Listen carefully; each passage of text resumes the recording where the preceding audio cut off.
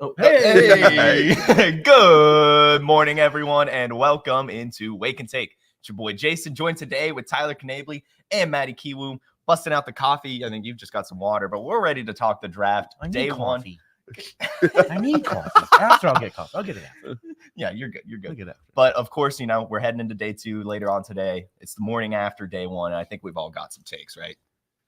What happened? I got a few. What was going on last night? Basketball was on last night. We're talking basketball. You see Joel Embiid drop 50 last night? Sixers won. Yeah. Wow. No one cared because no one saw it. So I guess I want to start because I heard yesterday live on stream, and we see the question. Tyler is alive. Good to see. So Tyler, I know you're pretty heated yesterday. Oh, it's Anthony. Anthony. Oh yeah, he's your manager. Yeah, he's my manager over at Best Ball Barbecue. Yeah, PPR management. He makes 1 cent to stream being my producer. He clips my streams 1 cent to stream. It's a pretty lucrative business we got going on over at that operation. So if you want to check it out, toss us a sub, toss us a like. We need it now more than ever. We need your support. Thank you. That was my only promo I'll do for today. That's a good one. So have you come around? Where's your head at right now with this Michael Penix pick? It's like the 5 stages of grief. For those of you who don't know, I'm a resident Falcons fan. Don't even live in Atlanta. Love the Falcons though. It's like the 5 stages of grief, right? First, it's shock, right? Then it's anger, and then I was like, there's like 30 minutes there, depressed, sad, and then you like, you know what? What if he's like the next, he's like a better Tua, he's like a less what mobile, a high bar there, Tyler. A better Tua, a potential MVP candidate, like what if he's a better Tua? What if he's a less mobile, more accurate Michael Vick? I don't know, something like that. Just trying to make some comparisons. But I do know he gets a good coffee, he makes a mean bagel, and he can carry Kirk Cousins pads around better than anyone. And that's exactly what a team that's trying to win now needs to get with their 8th overall pick. You know what, guys? I don't think I'm with you here. I think I'm fine with the pick. See, now what's the 5th stage? Acceptance. Okay. Acceptance. Now Jason skipped the other 4 stages, went straight to acceptance. It took me a little longer to get there, but I'm now there. I'm fully embracing Penix as the quarterback. Because what else can you do? You can't just hate on him his entire career. And it's just, what if, like, God forbid, Kirk Cousins goes down, 1-2 years. Maybe he misses like 6 games this season or something like that. Yeah. What if Penix just like looks really good, man? Like you feel a lot better about the pick. Still, it's a weird conundrum. You're gonna have a quarterback controversy, which you never really want. Yeah. But there's some scenarios where this could all work out. It's not a good process, but there's scenarios where this does work out. I think so. I think the bigger problem with this is just the pick number. But we're also starting to find reports that a lot of other teams were trying to trade up to take Michael Penix. So if that is true, then you kind of have to pull the trigger if that's your guy. So it's very interesting. And of course, we see PPR management hitting it again into the comments. The Ritter PTSD. The Atlanta Falcons have just lived through not having a quarterback room. Now they're just addressing the F out of it. Like we've got to have a quarterback through and through. And I'm it's the most important position in football. I'm happy with the pick. But I have to ask, is it the worst pick of the night, Matty Kiwoom? 100%. 100% the worst pick. Listen, if you could talk to Aaron Rodgers, you know how much he would have wanted weaponry help when he lost to the 49ers a few years ago, when he didn't have the horses to win the race because the team decided to invest in his replacement. This is what I'm talking about. You make all the moves to win now, and then you have a golden goose. You got a top 10 pick, and you use it on a player that only helps you if your $200 million investment bogs down. Yeah. You could call it hedging your bets. You can call it insurance, whatever you want. But guess what? You know what sucks? Having to pay for insurance. And they just paid the most premium you can have. Yeah. And guess what? They might not even crash their car. They might go the entire contract of Kirk Cousins as him being the guy. And Michael Penix, like I said, he's going to look great in the sideline cheering on his teammate. And you talked about the teams that were trying to trade up, and the teams that reported to trade up were the Seattle, the Seahawks, the Saints, and the Raiders. Now, all those places, Seahawks, Geno Smith, you can pretty much get out of him after this year, right? Mm-hmm. Older quarterback, he'd be a good fit there. Saints, Derek Carr, he's going to be gone in a couple of years. He's not the answer quarterback. And then you got the Raiders. They don't even have a quarterback. They're going into the season rolling with either Gardner Minshew at the moment or Aiden O'Connell. So Penix makes sense on those teams, especially Seattle with the OC hire. That would have been a lot of fun. So it just doesn't make sense for the Falcons. And they went in the press conference. Terry Fontenot, the Falcons GM, they went in the press conference after, like, we liked what the Packers did a couple of years ago. Work with Jordan Love. It's going to work for us. Well, Jordan Love was 20 when he came out. Yep. And their quarterback was like on a couple year deal. Like, he was an old guy, and they took him in the 20s, not at pick 8, not in the top 10. Right. Like, it's not the same scenario. It's similar, but it's not even remotely close to the same. So that's why I'm a Falcons fan. I've come to agreement with the pick, but it is the worst pick of the night. It's not even close. And I want to make this clear. It's not Penix. It's the lack of foresight from the team building aspect when you give out this money to a quarterback, knowing you have the 8th overall pick. And Michael Penix, like, this isn't a situation where Jayden Daniels or Drake Maye slipped. And it's like, what am I supposed to do? Everyone could have predicted Michael Penix being available at 8. So then why put so much money in a player like Kirk Cousins, where you could have went the Gardner Minshew route, you could have went the Jacoby Brissett route, Jameis Winston, you could have brought in a 1-year guy and said, you know what, we want to make sure that we have the ability to take a quarterback at 8 and then allow him to win the job. What if Michael Penix plays better than Kirk Cousins throughout the process? What if Kirk Cousins throws 3 picks in week 1? All of a sudden, everything becomes chaotic, and that's what they've now put on the table is just utter chaos from fans, locker room aspect, any way you want to dice it. It's just bad planning from guys who get paid a ton of money who are supposed to be able to do this the right way. I don't know if I can call it bad planning. I really don't. I think if you're Jason, how can you not call it bad planning? Well, I think the issue here that we're all starting to talk about is that the Falcons made a bad move by bringing in Kirk Cousins, not this pick. Right. So that's planning. Listen, but I am the host of the game plan. If anyone knows plan, it's me. And it's horrific planning. I don't think it is, because if you are going to commit on a 36-year-old quarterback coming off an Achilles tear, you need a good backup. And I don't think Gardner Minshew is going to be as good of a mentor for the type of quarterback that Michael Penix is going to be. Kirk Cousins is going to be a good mentor. He was shocked and disappointed by the selection. He was left in the dark. But he did come out this morning and say that actually, after sleeping on it, I actually really like the pick. Yeah. The PR person said, "Hey, listen." Wait, is that a real quote? I didn't see that. He said, "I slept on it, and I got." Is there a video of him saying it, or where did this come from? Is Twitter? What? Yeah, where was this? It was, I think, his quote. I saw it this morning. No, I'm telling you, look it up. Kirk Cousins was like, I slept on this pick, and after I get some more insight, I'm actually. If he said I slept on it, that's not great. I don't like that. No. Those choice of words. I slept on the pick. I don't know. Well, you know what though? Kirk Cousins is waking up probably in his Atlanta mansion on a California king, and goes, "Well, I'm still rich." Yep. And yeah, the pick is fine, I guess. I mean, teams have wasted money on quarterbacks for a long time. Right? That's right. I mean, the Falcons just a couple seasons ago had $40 million in dead cap with Matt Ryan. Like, That's it's not that big of a deal, I think. And if this all works out like the Falcons are expecting it to, I think it's going to end up being a pretty good pick. I mean, in 2027, I think we could. I think we could all be looking back at this. Like maybe it was early. Maybe it was a bad pick. You've sold me. Now it is good planning because you're talking about now till 27, not January to May here. Yeah. So yeah, maybe future planning. Yeah, it's okay. Like, you're not gonna. This is what they said. You're not gonna have a chance to draft a quarterback as high, or they don't expect to in the next few years. Like, they want to be winning. They're not gonna be able to get a quarterback early in the first. If they like Michael Penix, you got to get him there. Well, he was expected to go at highest, the mid first. So they could be there. But we also. if you're gonna take the 4th quarterback off the board, the guy who's the 5th best talent at the position, that quarterback will be available in the 20s almost every single year. You know what the real mental gymnastic is that I was doing last night was the other like picks that the Falcons were like the one I thought if they were gonna stick and pick at 8, I thought 100% it was gonna be Latu. That's what I was reading. That's what all the mock drafts were saying. Latu. Mm-hmm. Latu fell a little bit. What he fell to 15.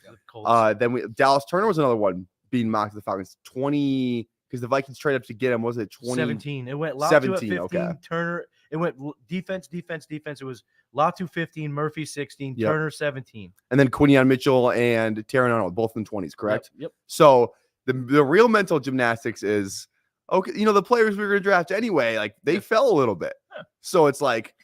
Maybe you just look at this like the 15th overall pick, not the 8th. They're like the 21st or whatever. That's the real mental gymnastics. That's how sick in the head I am. I think it's fine. It'll be okay. We'll see. It'll be okay. If the Falcons win this year, no one's gonna care. Exactly. But then it'll be like the Aaron Rodgers thing that we did, where it's like, imagine this team with another receiver in the NFC Championship. Getting locked up by Tampa Bay. We Because still got a couple days of draft. I mean, there's still some good defenders available. They pick early, and then day 3 there'll be some guys hanging around early round 3 that I think could make an impact. When Raheem Morris is going, why can't we get after the opposing quarterback? Why can't we get after the opposing quarterback? Michael, can you beef up and get after the quarterback? how's this bend? How's Michael Penix? How's his got bend? He might. I don't know. All right, guys, let's move off the Michael Penix topic. You said it's the worst pick. What's the best pick of the night? Ooh, best pick of the night for me as a Patriots fan is Drake Maye. Okay. It's the best pick of the night because at the end of the day, they did what the franchise needed. They got the guy. They got the early declare. They got the pretty much consensus QB2 throughout the process until late. And they get a guy they can develop with. A guy that can take some lumps, but a guy that's going to take some lumps. And they set themselves up now that they're in a good spot because how the receivers kind of trickle down and the tackles. I'm hoping as a Patriots fan that they go, Kingsley Suamataia. That's the guy I would love to see them get. But who knows? Maybe they'll never be drafted this high in the second round again. Spencer Rattler might be the guy. Just kidding. Just kidding. It's like, what? Just kidding.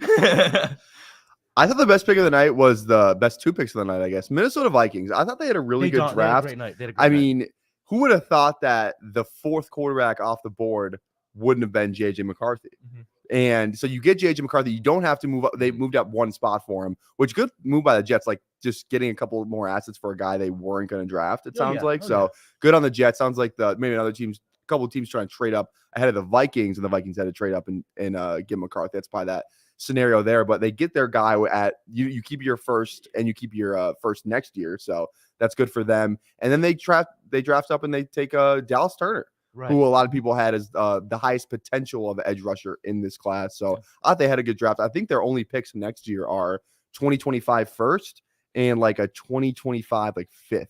And then they have some kind of depleted in the middle, and some compensatory picks coming in too for Kirk. For actually, they get one for KJ Osborne too. I think because they signed him to a specific amount of money. KJ Osborne. But Patriots. He might be wide receiver 2 for Drake Maye this season. That's the type of dire straits. Drake is going to be okay. Yeah, it's going to be okay. I think all of us, especially over the last few weeks, have kind of been talking up this Patriots landing spot for a quarterback as a death sentence, but it didn't feel that way.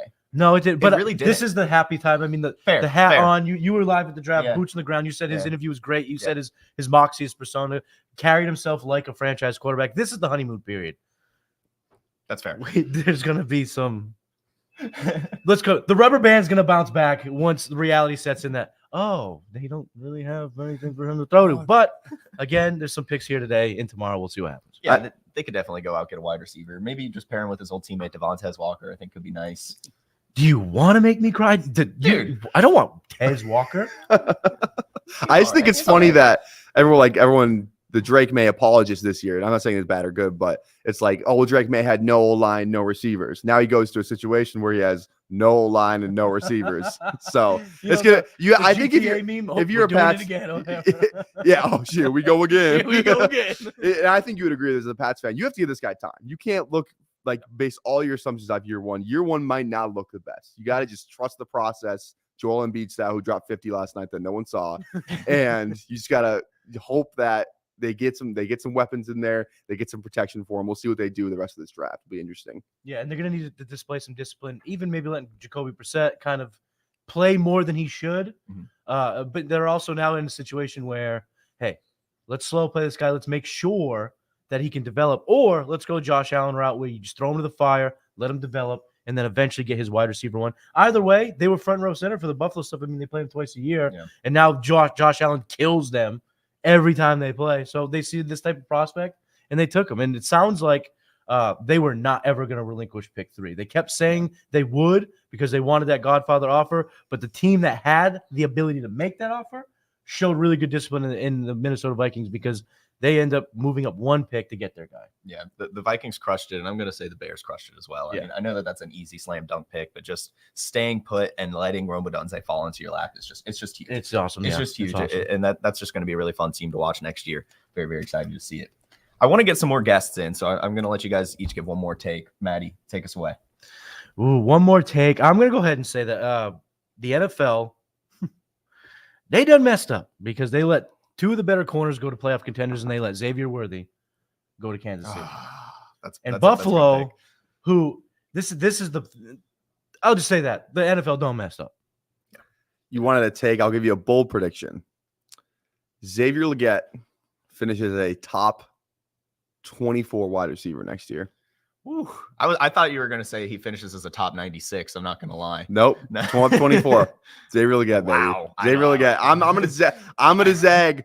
Well, everyone is, he's old. I get it. He's old. He didn't have like 200 yards until this year, but I don't know if this guy hits his potential. Everyone thinks he's the next Jonathan Mingo. I'm just willing to zag. Let's go Xaiver Leggett. Love the accent. Let's go, baby. Love the accent. All your He points does for have a good accent He leagues. does have a good accent. All right, and one last thing, Matty Kiwu and Ryan says, sweet Wayzata shirt. His wife went to Wayzata. Or sorry. Oh, that's me. Sorry. Yep. Other There we way. go. The blue shirts are There we throwing me go. off. Yeah. All right. Memphis, you want to hop on here? Anand, do you want to hop in here? Sure, let's do it. All right. Welcome in, guys. Welcome in. Good morning. Chat is popping off too. That's good. Is that your travel turtleneck? This is yeah, it is. It is my travel turtleneck. It really is. Love to see it. Got the coffee. Yeah. Very on brand. You have to stay on brand. It's what's all Absolutely. about. It's We what's all travel on brand around here. about. I'm wearing the turtleneck to the draft today too. I love it. Yeah. I know- No student tie combo. I know you just talked about this, but can we discuss how the Falcons should buy Kirk Cousins plan B this morning after they fucked them last night? Go ahead, man. Take it away. I don't understand. How do you make that decision without consulting the guy that you just spent $100 million guaranteed dollars on? The owner just walks in and says, "Fuck you, you're taking him." All right, good luck. I think the owner's getting a lot of bad advice, man. Is it John McKay or Tom McKay, the senior advisor to the Falcons, and then you got Fontenot, the GM. I mean, how can you go wrong with Ryan Pace as your assistant GM? I mean, you're a Bears fan. You've seen the work of Mitch Trubisky, Justin Fields. What could possibly go wrong? It was an interesting day. I want to go back to what Matty was talking about. Okay. I think people are really not paying enough attention to Hunter Henry. Yeah. He's the same age, if not a little bit younger than Evan Ingram. And he's arguably the best target in New England right now. So from a fantasy standpoint, it's not a bad guy to look at, especially if you miss out on some of those big names early in like best ball drafts or dynasty startup drafts. Hunter Henry could be a name that could bridge it for you for 2 to 3 years, being only 29. Yeah, and kind of free. Yeah, exactly. That's kind of the point. It's like if you miss those premium tight ends, you're looking to get 2 or 3 dart throws, and I think he could be a really good one because he's been in the league since 2016. Yeah, but he's 29 years old. He's still got 2-3. I mean, he's 6 years younger than Kelsey. There you go. Yeah, I mean, he's kind of always at least consistently produced. Maybe not at the top end stuff, but he's been a reliable producer. So I like that call. And rookie quarterbacks do like their tight ends and their pass catching running backs. So we might again, have some Alex Van Pelt came over from Cleveland, and we saw how they've used David Njoku the last couple of years. So just one to keep in mind. Obviously, I'd love to see him pick up a Ladd McConkey or one of the wide receivers, but keep an eye on Hunter Henry. I like it. I like that call. Let's go on it. What's the best pick of the night? You've got Michael Penix as the worst pick, but who blew you away? Carrion Arnold, Just Detroit. I mean, the value that they got taking him where they took him. We had mocks taking him as high as 8 to Atlanta, and he falls into the 20s. And Brad Holmes does Brad Holmes things. I know that this is mainly fantasy, and that's what we talk about here. But DBs are important, kids, They are. and it's a pretty fucking good one.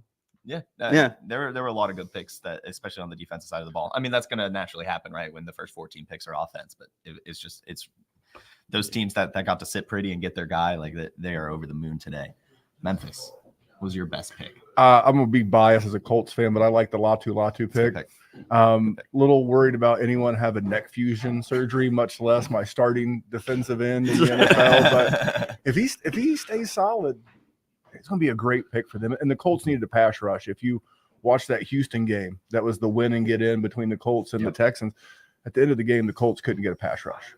So this was a big pick for them. I've seen a lot of people talk about this was the best defensive player in the draft, the medical red flags notwithstanding. So I think that was a great steal as well. I know we're talking fantasy, but I like that pick as well. Well, I mean, you've got to play defense for your fantasy players to score as well. Strip sacks. Yeah, exactly. I mean, I remember Dwight Freeney and Robert Mathis ripping it up for the Colts. There you go. Hard to beat that duo. Oh man, they were killing it. That AFC South next year is going to be fun because I mean the Jaguars also get Brian Thomas Jr. I mean, that's just all those teams. All those Healthy teams. Anthony Richardson. Everybody's excited about Will Levis with Brian Callahan and that McVay style offense. The Houston trades for Diggs. Like this can be. I don't think that division's done. I could see that division pulling a big trade or a move today. Oh yeah. What was your favorite pick? My favorite pick, I went with Rome Odunze with the other two fellows this time. Honestly, I like a lot of the picks yesterday, but outside of Rome Odunze as my number one pick, we'll just go with the Bills, not really getting a pick, but just trading back twice. I just think is a really big win for them because now they get to just kind of, who knows, they might still be able to get the wide receiver that they were going to take at 28, and they're getting some extra draft capital. I want to give credit where credit was due. I was looking on Twitter this morning, and Jordan McNamara from the McNamara Dynasty was talking about, and Anand, you can speak to this as a cap guy, the cap implications from not selecting 32 and selecting 33 will be big for them, especially when they're as cap strapped as they are right now. So for them to even move back one spot could be very helpful. So yeah. And they're still going to potentially get the guy they want if it's, Adonai Mitchell or Lab McConkey or whomever. Yeah. Well, I think something that doesn't get talked about enough is, everybody has a plan going into day one. And a lot of those plans fall apart as somebody takes the guy you want or trades for somebody. A lot of your plans day of change. And so going from 32 to 33 is not only significant financially, going from a round 1 pick to a round 2 pick. Right. The 5th-year option, unless you're drafting a quarterback, really isn't the value it was anymore now that it's fully guaranteed. So, obviously you'd like to have that 5th-year option, but again, depending on position, that can get super expensive and basically be a year of a regular deal and not really a discount. And the other part of it too is Brandon Beane now gets to sit there with the first pick in round 2 and auction it off. If San Fran wants to move Debo or Ayuk, every GM in the league knows that if there's somebody left on the board, much like the Bears at 101, the draft just resets. Yeah. Everybody has their round 1 picks, but he's got basically 20-ish hours to call everybody in the league and say, hey, what will you give me for 33? What will you give me for 33? And so it's an easy reset point, given that I don't think round 1 for them went the way that they thought it would go, because otherwise they would have taken somebody yesterday, either moving up or moving down and actually taking a player. But they were comfortable trading with the Chiefs and letting them have Xaiver Worthy. They were comfortable trading out with Carolina and letting them have Xavier Legette. At this point, the question is, are they just, do they have a group of receivers that they're targeting that they think have just fallen, or are their guys already gone and they're just going to keep trading down the board? I could see them, taking it in AD Mitchell. I could see it being Lad McConkey. I could see it being, any of these guys, Keon Coleman, whoever it is that they fancy at that point. This first few picks of round 2, I think, are potentially the most interesting part of the draft that we have, period, only because everybody has the information from round 1. They know what teams have targeted already, and they kind of know where the open spots are. They start resetting. Yeah, and I think Buffalo, I know people would have been excited if they have taken Worthy there, but Buffalo lost a lot of starters on defense. And even if you're moving back 4 spots and picking up a 4th and a 5th, and then you move back again, pick up another couple of picks, those are potential defensive lottery scratch-offs they need to get that defense, because they lost Jordan Poyer, their corner, the guy who had the 2 ACLs. I'm drawing a blank on his name. But I think that was smart business. And I love Anand's point in that they can sit back, they can survey the landscape. Is there, because there's someone who didn't get their guy and their guy's still on the board. And if they're content with getting their choice of McConkey, Mitchell, Coleman, then move back again.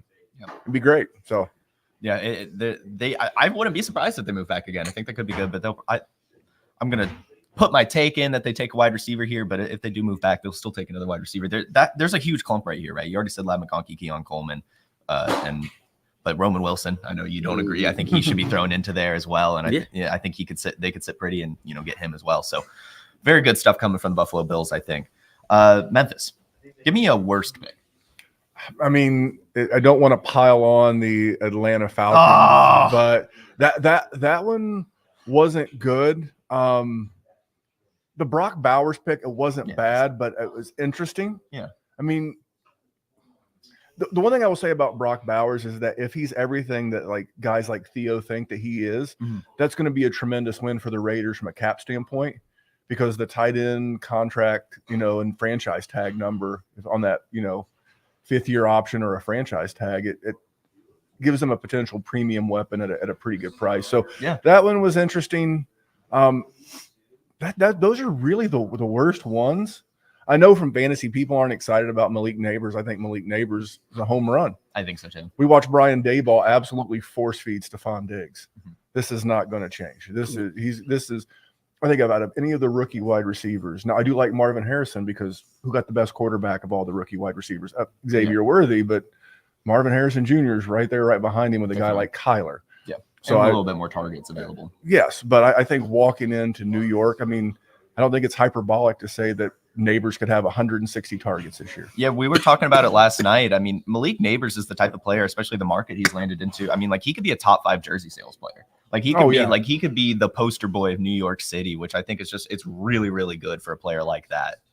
If he hits, right? I mean, it takes a certain type of person to hit in a market like that, but I think he's got it. I saw the chain, man. He felt like he was dialed into the New York. I will say he was a little muted in the interview, but I think I've talked with the fellas here a little bit. I think all of us kind of think it was because he went to the Giants that he might have just been a bit sad. Yeah. anytime you get saddled with Daniel Jones, that's not the ideal outcome. I will say from a wide receiver standpoint, it was given Sauce Gardner vibes. No, yeah. Show up, going to New York, big chain. I don't know, just similar but different. Going to work. Yeah. I'm excited, and for the Giants, it's actually good business because Daniel Jones, they owe him $40 million on their cap this year. I mean, what do you do if you bring in a rookie? You make everybody's life miserable. So see what happens in 2024. Try to address because there's some good quarterbacks coming out next year. I don't want to start releasing our 2025 mock draft before we even finish the 2024. That's some sick shit right there. Are we not arguing about Shedeur Sanders 105 already? Yeah, I know, right? So isn't that what we're doing here? Oh man. That's the thing. So I mean, but as far as was there one that again, that's the free, like you play bingo like with your grandma, like the free space is Michael Penix is the worst pick of the draft, but was there one that really drove you guys crazy? I mean, I think it was the Brock Bowers one for me. It's not bad. It's interesting. It's just interesting. My first takeaway was like, why didn't they do this with Josh McDaniels? It's very strange because it just seems like a Josh McDaniels offense now, and he's not involved at all. You get the 2 tight ends kind of doing their thing. There's a lot of weapons, and I've been saying you got to put some respect on Gardner Minshew. I was going to say you got to. Cheap Gardner Minshew in best ball. You mean, hey, I'm a Colts fan. I watched him play pretty well, and that Luke Getsy offense. I mean, Anand, I'll throw it to you. I mean, we saw the emergence of Cole Kmet last year. So can they feature Devontae Adams the way they did DJ Moore, and then could Bowers get that kind of Kmet volume? I mean, if they don't figure out a way to do it, I don't know who the fuck they're throwing to. It might be the 3 of us, man. Who is wide receiver 5 for the Raiders? That's a bleak. It might have been Hunter Renfrow somehow. That's a bleak outlook is what we're looking at. But yeah, I mean, I think anytime you have a player like Adams that's going to command the target volume, you're always a little bit hesitant to bump that tight end into that elite tier. But it's not like they can't throw. It's not like they won't throw. Getsy was comfortable throwing. It was just, there were some quarterback limitations. Yeah.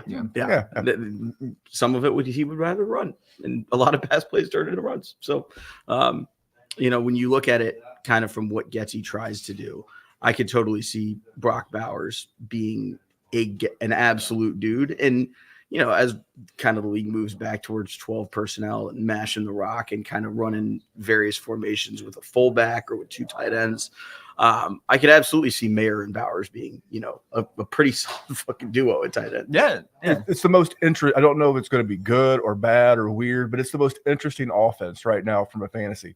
What's Zamir White going to look like? What's this offense in general going to look like? And then you got Antonio Pierce as the head coach. I think the Raiders are going to be wild. It's perfect for Vegas. Wild West. It's gonna be pretty fun. I've got to say, I mean, this pick is pretty good for those of us that maybe wanted to buy into Brock Bowers, because now, I mean, he's certainly attainable now, which was definitely not the case heading into this draft. I mean, tight ends carry those massive price tags, and I mean, you might have to play the patience game, but I mean, we've seen with Kyle Pitts, like even after a couple bad seasons, he's still. I mean, you've got to throw at least a first to get that guy, sometimes 2, and I mean, so Brock Bowers' his value is going to be insulated. But has gone down a little bit. You can get him now if you really want him. Theo's somewhere. Yeah. Theo's like Theo's Brock adopted Bowers, son. #1 fan. Theo Reminger. Big tight end guy. Yeah, definitely. All right, I want to get a couple more guests in here. So why don't Anand, give me one more take.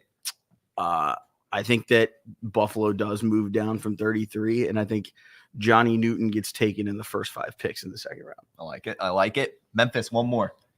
Watch out for the New York Giants taking running back today, and not the Cowboys. Watch for the New York Giants. Motor Singletary. Just get another backfield split duo thing. All right, Cody, get in here. Anyone else? Dario? Matt? No? How we doing? How's it going, Cody? How you feeling this morning? Feeling pretty good. You happy with the Vikings draft? Yeah, I think I slept on it. I did. I don't know if Kirk Cousins did, but I slept on this draft, and I am happy with the looking back. And I think they got their future quarterback. I'm not sure it's the biggest upgrade long term over Kirk Cousins. Kirk Cousins is a bona fide top 12 guy. Steady Eddie, never going to be top 5. I think McCarthy has the same kind of thing in his range of outcomes. Dallas Turner on the opposite side, I think, was an excellent pick too. They got rid of Danielle Hunter. They could have paid DJ Wanham. They didn't. And instead they went and got Jonathan Grenard, and they drafted Dallas Turner. I think they did an excellent job shoring up 2 holes in the team. Yeah, I mean, this team's going to be pretty good next year. Even if like Sam Darnold has to start for a few weeks, I think it's fine with all those weapons. TJ Hawkinson comes back healthy. I mean, this NFC North is looking like it could be the most competitive division in football. Yeah. That's what I'm seeing. AFC North, NFC North, it sounds like the North is where you play football. It's good stuff. So, Dario, what was your favorite pick from last night? My favorite pick? This is the obvious one. Caleb Williams, 101. Just slam dunking it. Easy. That's fair. I mean, I think that other than that, I mean, Worthy to the Chiefs obviously catches the attention of all of us fantasy nerds. His explosiveness paired with Patrick Mahomes' arm. I mean, we've seen Patrick Mahomes' ADOT drop year after year since Tyreek Hill left, even as the defenses in the league got used to defending the Chiefs with Tyreek. Now Andy Reid is going to have another fun, speedy gadget to play with. I'm excited to see what they scheme up. I think that he's not going to necessarily be a big target earner right away in that offense. I mean, we have him at about 15%, still trailing behind Kelsey, behind Hollywood Brown, behind Rashee Rice.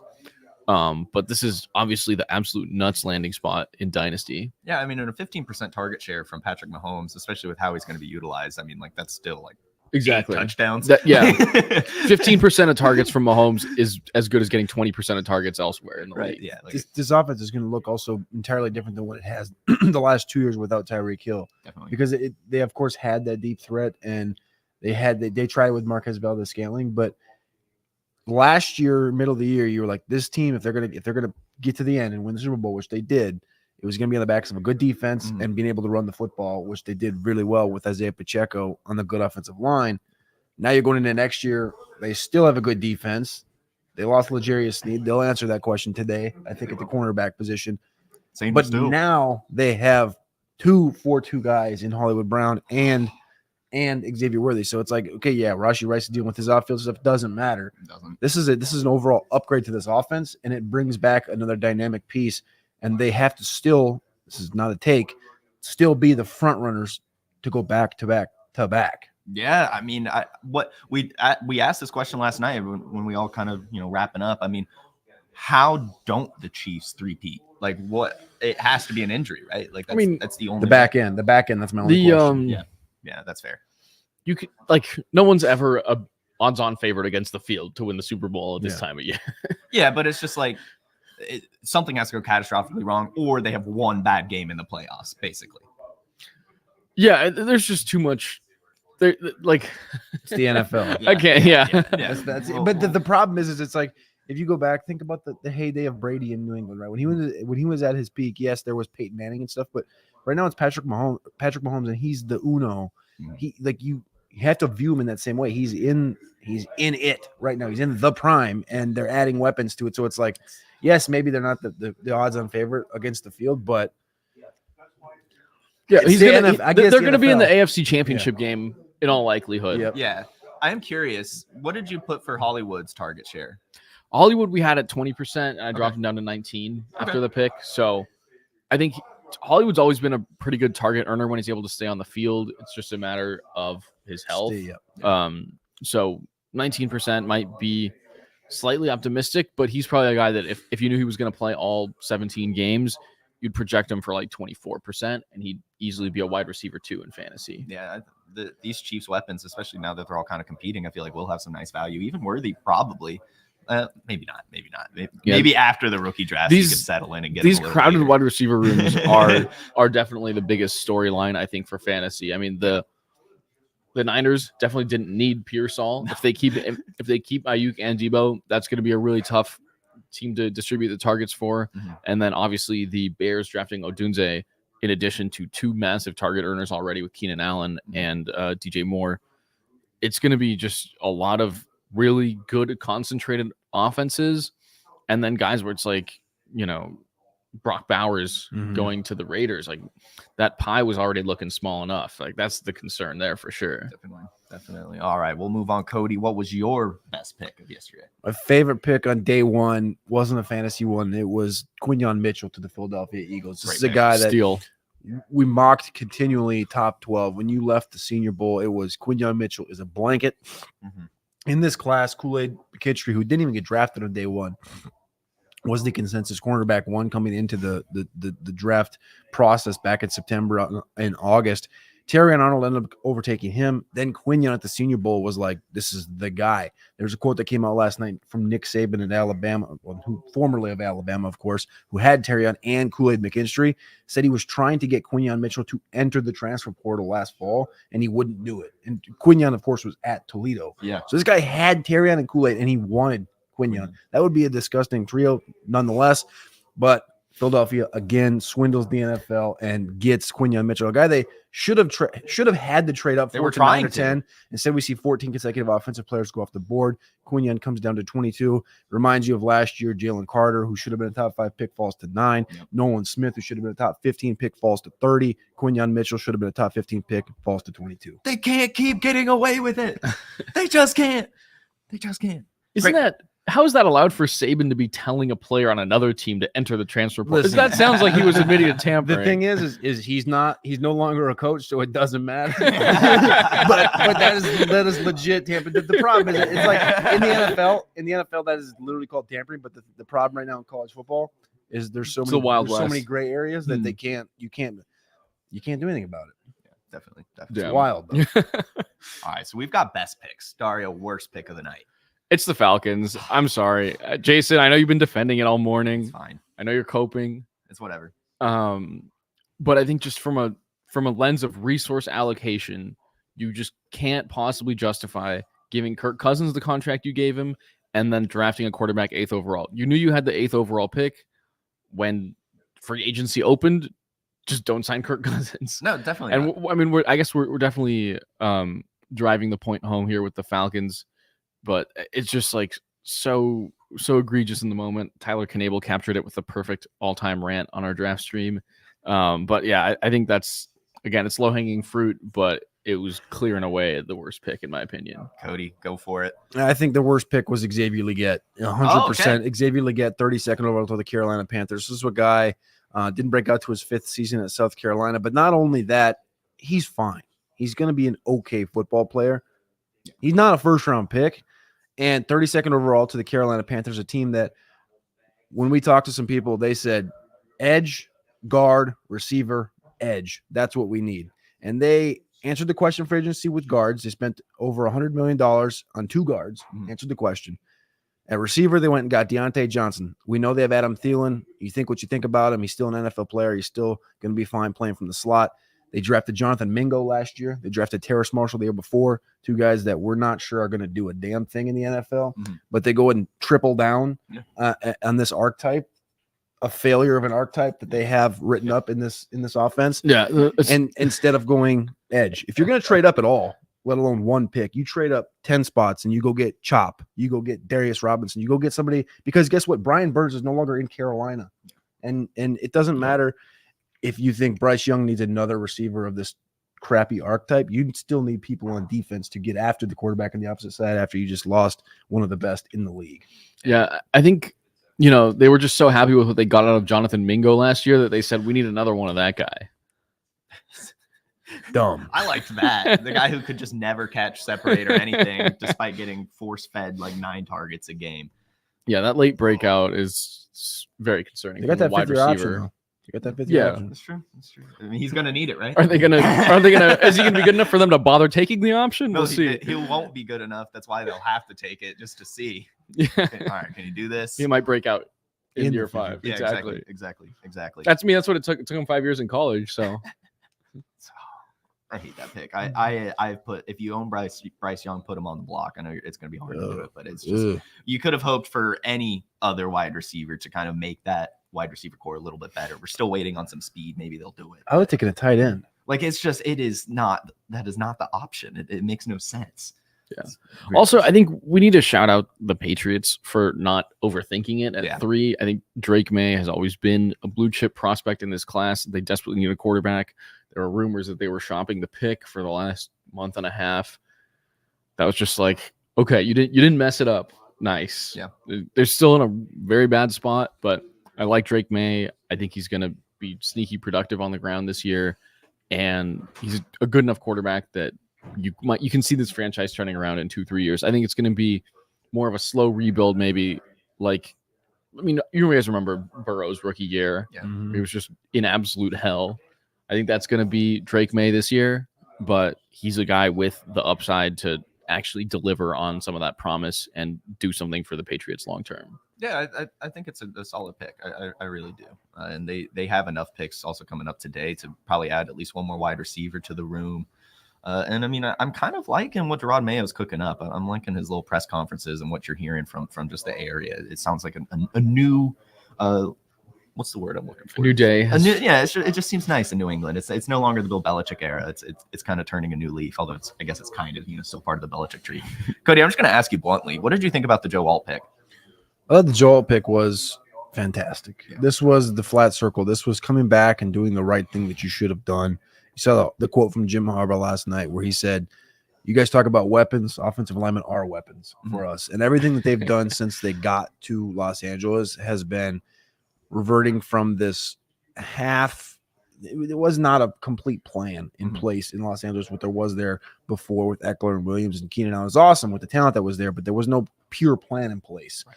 Now it seems to be a giant shift towards, it's going to look probably similar to Michigan in a year from now, once they have the culture established and the team built exactly how they want it. Alt was always the pick. Slater played over Rashawn Slater played over 1,000 snaps at right tackle at Northwestern as a junior. He's going to move back to right. He's 6'4", 317. He's the smaller guy, the archetype that fits the right tackle position. And they'll put Alt in there at left tackle, and Justin Herbert's going to be he's not going to be like Joe. He's not going to be like Joe Burrow. He's not going to get banged up. I'll tell you that right now. Yeah, you've got to protect your franchise quarterback. So definitely not upset with the move. It's the boring pick, but it's the right. It's the right. I think it's still, in my view, organizational. Like, I think it's a mistake to not trade down from that pick. The Chargers, how many holes they have on that roster, the offers that they were probably getting for that 5th overall pick, I mean, it doesn't seem like there was this much offensive tackle class. I feel like, would you rather have an extra first rounder or 2 and then draft, Fuaga at 11, or have your choice between Fashanu and Fuaga? I think that's where I struggle with it. I think Joe Alt, obviously we love him and he's probably going to be very good on this offensive line for Jim Harbaugh. Yeah.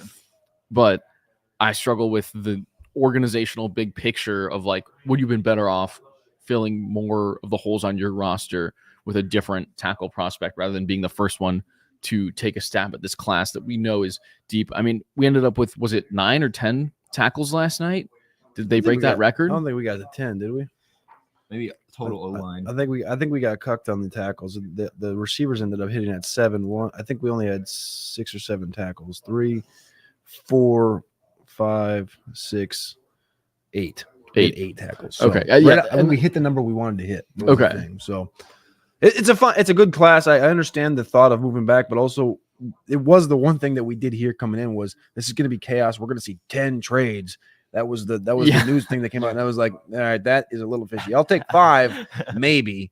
and they said 10, and then we saw the top 10 go down, and it was almost 1 through 10 with no movement, and the Vikings go from 11 to 10, so it's borderline no trades.